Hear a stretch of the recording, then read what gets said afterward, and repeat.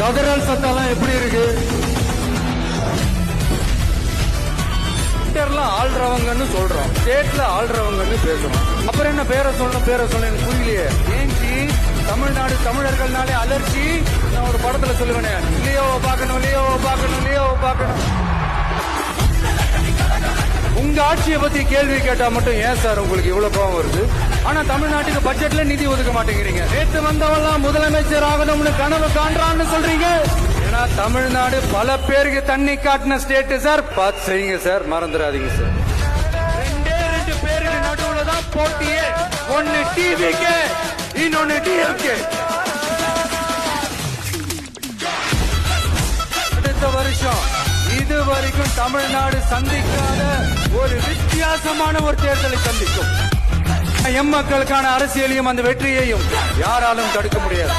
அப்படி தடுக்கணும்னு நினைக்கிறவங்களோட கனவு ஒரு நாளும் மெய்ப்படாது. கான்பிடண்டா இருங்க, நல்லதே நடக்கும், வெற்றி நிச்சயம்.